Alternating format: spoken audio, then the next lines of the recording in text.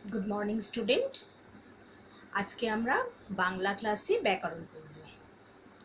আমরা ব্যাকরণের সবটাই পড়ে নিয়েছি, আবার আজকে আমরা রিভিশন করব। তোমাদের মনে আছে যে আদিম মানুষেরা কথা বলতে জানতো না, তারা আকারে ইঙ্গিতে মনের ভাব প্রকাশ করত। তারা পাথরের দেয়ালে ছবি আঁকত।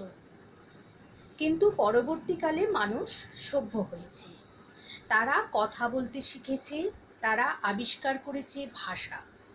আমরা বাঙালি, তাই আমাদের ভাষা বাংলা, আর বাংলা আমাদের মাতৃভাষা, মাদার টাং। তাহলে ভাষা কি? ভাষা হলো মানুষের কথা বলার মাধ্যম। গলা থেকে যে আওয়াজ বেরোয় সেই আওয়াজই এক ধরনের ধ্বনি হিসেবে পরিচিত, আর সেই ধ্বনি থেকেই তৈরি হয় বর্ণ। বর্ণ মানে লেটার। এইভাবেই বাকযন্ত্র থেকে যে ধ্বনিগুলি বেরিয়ে আসে তা ভাষা হিসেবে পরিচিত হয়। এই গেল ভাষা। এইবার ব্যাকরণ। ব্যাকরণ হলো সেই বই যা পড়লে কোনো ভাষা শুদ্ধভাবে পড়া বা লেখার নিয়ম সম্পর্কে জানা যায়। তাই পৃথিবীতে যত ভাষা আছে সব ভাষারই একটি করে ব্যাকরণ আছে। বাংলা ভাষা হলো সেই ভাষা যে ভাষায় বাঙালিরা নিজের ভাব প্রকাশ করে। তাহলে আমাদের ভাষা, আমরা যারা বাঙালি, আমাদের ভাষা কি? বাংলা ভাষা। বাংলা ভাষা হলো কি? বাংলা ভাষায় বাঙালিরা তাদের মনের ভাব প্রকাশ করে। বাংলা ভাষার অসাধারণ দুজন কবির নাম আমরা আগেও জেনেছি, আবার জেনে নিই কারা। তাদের নাম কি? রবীন্দ্রনাথ ঠাকুর, কাজী নজরুল ইসলাম। ধ্বনি। ধ্বনি কাকে বলে? ধ্বনি হলো আওয়াজ। মানুষের বাকযন্ত্র মানে ভয়েস বক্স থেকে যে অর্থপূর্ণ আওয়াজ বেরিয়ে আসে তাকেই আমরা ধ্বনি বলি। বর্ণ। ধ্বনি হলো বাকযন্ত্রের আওয়াজ, আর ধ্বনিকে লিখে ফেললেই তা হয় বর্ণ। অর্থাৎ ধ্বনির লিখিত রূপই হলো বর্ণ। যেমন অ, এ, ওই, এগুলো কি? এক একটি বর্ণ। বর্ণ পাশাপাশি বসে যদি অর্থ বা মনের ভাব প্রকাশ করে তখন তাকে শব্দ বলে। তাহলে শব্দ কাকে বলে? বর্ণ পাশাপাশি বসে যদি অর্থ বা মনের ভাব প্রকাশ করে তখন তাকে বলে শব্দ। বাক্য।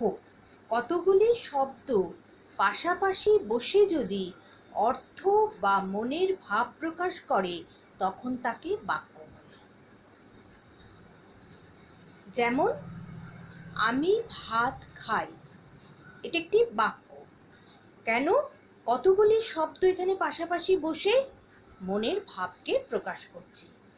পাখি গান গায়, এটাও একটা শব্দ। বাংলা ভাষায় আবার দুটি রূপ, একটা হচ্ছে কথ্য রূপ, একটা হচ্ছে লেখ্য রূপ। তাহলে বাংলা ভাষার কটা রূপ?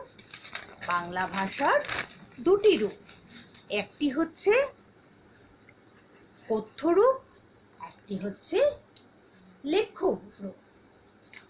তাহলে কথ্য ভাষা কি? যে ধরনের ভাষায় আমরা কথা বলি সেটা হচ্ছে কথ্য ভাষা। আর লেখ্য ভাষা কোনটা? যে ধরনের ভাষায় আমরা লেখার কাজ করি সেটা হচ্ছে লেখ্য ভাষা। এছাড়াও উপভাষা বলে কথ্য ভাষায় একটা আছে, সেটা কি? কোনো একটি বাক্য ভাষার আলাদা আলাদা রূপকে বলা হয় উপভাষা। কোনো একটি কথ্য ভাষার আলাদা আলাদা রূপকে বলা হয় উপভাষা। যে ভাষায় আমরা কথা বলছি তার আলাদা আলাদা রূপকে বলা হয় উপভাষা। লেখ্য ভাষার আবার দুটি রূপ, সাধু ভাষা ও চলিত ভাষা। সাধু ভাষা কাকে বলা হয়? যে বাংলা ভাষায় পদবিন্যাস সুনির্দিষ্ট ও সুনিয়ন্ত্রিত ও সংস্কৃত শব্দবহুল গুরুগম্ভীর, তাকে সাধু ভাষা বলে। তাহলে সাধু ভাষা কাকে বলে? যে বাংলা ভাষার পদবিন্যাস সুনির্দিষ্ট ও সুনিয়ন্ত্রিত, তার মানে তাকে সুনির্দিষ্টভাবে লেখা যায় এবং সেটি সুনিয়ন্ত্রিত ও সংস্কৃত শব্দবহুল গুরুগম্ভীর, তাকে সাধু ভাষা বলে। এই ভাষাতে সর্বনাম ও ক্রিয়াপদের পূর্ণ রূপ ব্যবহার হয়। সর্বনাম ও ক্রিয়াপদের পূর্ণরূপ ব্যবহার হয়। আমরা যত্ন করিয়া ভাষা শিক্ষা করিব, এটা কি? সাধু ভাষা। কেন? আমরা যত্ন করিয়া বা ভাষা শিক্ষা করিব। এখানে ক্রিয়াপদের এবং সর্বনামের পূর্ণ রূপ ব্যবহার করা হয়েছে, তাই এটাকে সাধু ভাষা বলা হচ্ছে। এইবার আসি চলিত ভাষা। চলিত ভাষা কাকে বলে?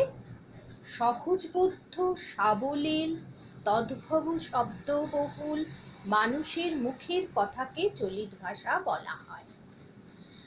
সহজবোধ্য, যেটা সহজেই বোঝা যায়। সাবলীল মানে খুব স্বাভাবিকভাবে আমরা বলতে পারি। তদ্ভব, তদ্ভব শব্দ কোনগুলো?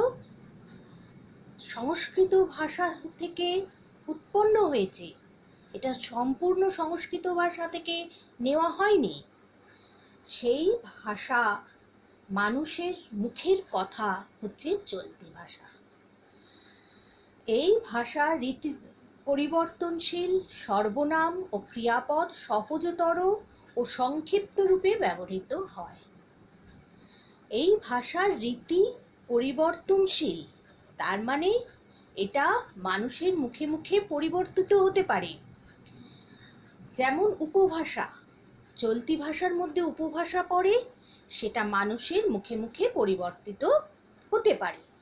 তাই এই ভাষা রীতি পরিবর্তনশীল, সর্বনাম ও ক্রিয়াপদ সহজতর ও সংক্ষিপ্ত রূপে ব্যবহৃত হয়। যেমন আমি যত্ন করে ভাষা শিক্ষা করব। সাধু ভাষায় আমরা কি পড়েছিলাম? আমরা যত্ন করিয়া ভাষা শিক্ষা করিব, এটা হচ্ছে সাধু ভাষা। আর যখন এটা চলতি ভাষায় বলা হচ্ছে, তখন কি বলা হচ্ছে? আমি যত্ন করে ভাষা শিক্ষা করব। তাহলে বোঝা গেল সাধু ভাষা আর চলিত ভাষার পার্থক্যটা। সাধু ভাষা যেভাবে গুরুগম্ভীরভাবে বলা হচ্ছে, চলতি ভাষা খুব সাবলীলভাবে সেখানে বলা হয়। এর মধ্যে আবার আছে কি? গুরু চণ্ডালিকা দোষ। তোমরা আগে পড়েছো, আবার আমি একবার বলে দিচ্ছি। গুরু চণ্ডালিকা দোষটা কি? শুদ্ধ ভাষা লিখতে হলে সাধু ও চলিত রূপ একসঙ্গে মিশিয়ে লেখা চলে না, যে কোনো একটি রীতিকে অনুসরণ করতে হবে। আমরা যদি সাধু ভাষায় লিখি, শুদ্ধ ভাষা কাকে বলে? সাধু ভাষায় যখন লিখব, সম্পূর্ণটাই সাধু ভাষায় লিখতে হবে। চলতি ভাষায় লিখলে সম্পূর্ণটাই চলতি ভাষায় লিখতে হবে। শুদ্ধ ভাষা লিখতে হলে সাধু ও চলিত রূপ একসঙ্গে মিশিয়ে লেখা চলে না, যে কোনো একটি রীতিকে অনুসরণ করতে হবে।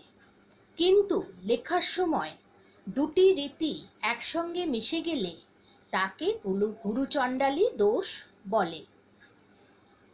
যেমন কি, তুমি এলে আমি যাইব। আমরা কিন্তু বলছি না তুমি আসিলে আমি যাইব, তাহলে এটা সাধু ভাষা হতো, সেটা কোনো অসুবিধে ছিল না।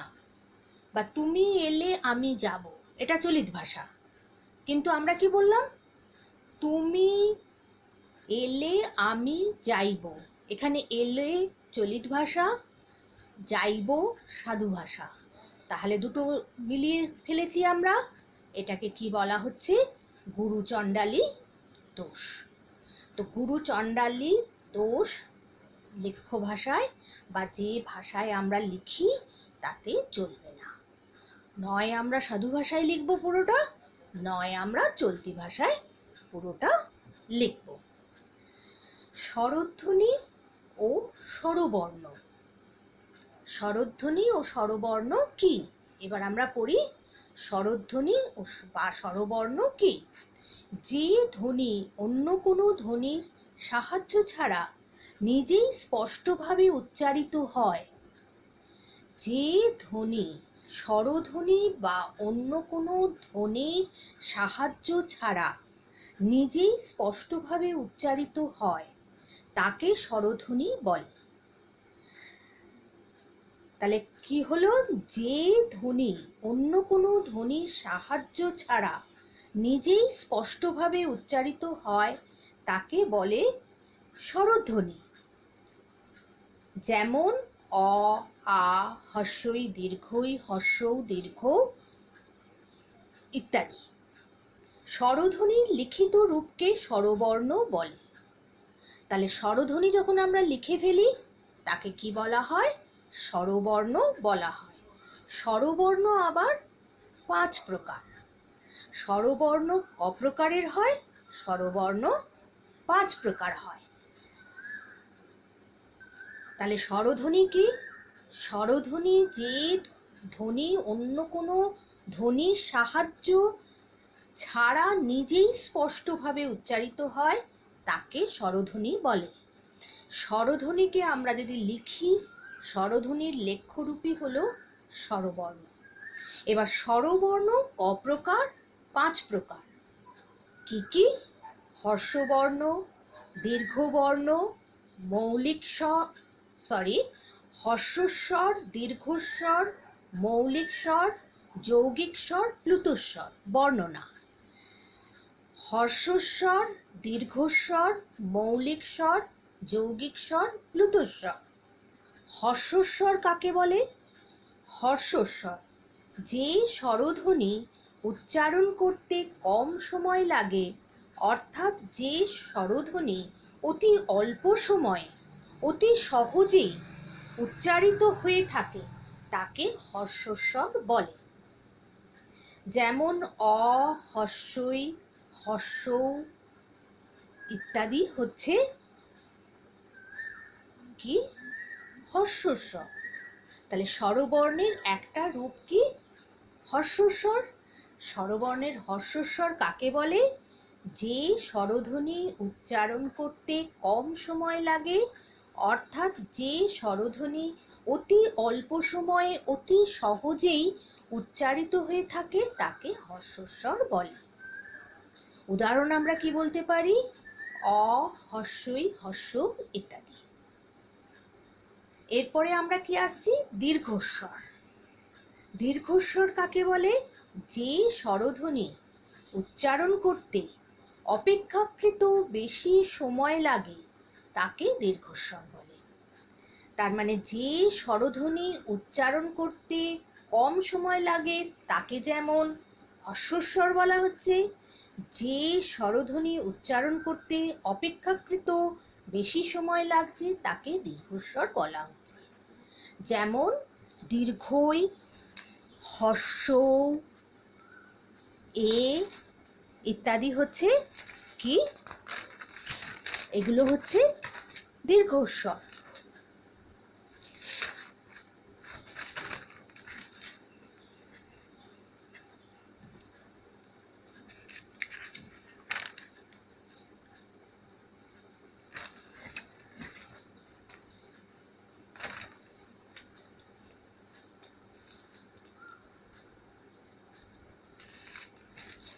এইবার আসছি কি আমরা? মৌলিক স্বর কাকে বলে? যে স্বরধ্বনিগুলিকে ভাঙা যায় না তাদের মৌলিক স্বরধ্বনি বলে, অথবা মৌলিক স্বর বলা হয়। এদের উচ্চারণে একাধিক স্বরধ্বনির যোগ থাকে না। তাহলে মৌলিক স্বর কাকে বলে? যে স্বরধ্বনিগুলিকে ভাঙা যায় না তাদের মৌলিক স্বর বলে। এদের উচ্চারণে একাধিক স্বরধ্বনির যোগ থাকে না, যেমন অ, আ, হস্যই, হস্য, এ, ও ইত্যাদি। এরপর কি আসছে? যৌগিক স্বর। হর্ষস্বর পড়লাম, দীর্ঘস্বর পড়লাম, মৌলিক স্বর পড়লাম, এবার আসছি আমরা যৌগিক স্বরে। পাশাপাশি দুটি স্বরধ্বনি একসঙ্গে উচ্চারিত হলে তাকে যৌগিক স্বর বলে। তাহলে যৌগিক স্বর কাকে বলে? পাশাপাশি দুটি স্বরধ্বনি একসঙ্গে উচ্চারিত হলে তাকে যৌগিক স্বর বলে। যেমন ও প্লাস হস্যই ওই, ও প্লাস হস্য ও, ও হস্যই, এগুলো কিন্তু মৌলিক স্বর। ও হস্য এগুলোও কিন্তু মৌলিক স্বর, কিন্তু যখন ও প্লাস হস্যই ওই হচ্ছে এটা যৌগিক স্বর। ও প্লাস হস্য ও হচ্ছে এটা যৌগিক স্বর। তাহলে মৌলিক স্বর কাকে বলে? যে স্বরধ্বনিগুলি ভাঙা যায় না, অন্য একটা মাত্র স্বরধ্বনি দিয়েই যে ধ্বনিগুলি উচ্চারিত হয় তাকে বলা হয় মৌলিক স্বর বা মৌলিক স্বরধ্বনি। এদের উচ্চারণে একাধিক স্বরধ্বনির কোনো যোগ থাকে না।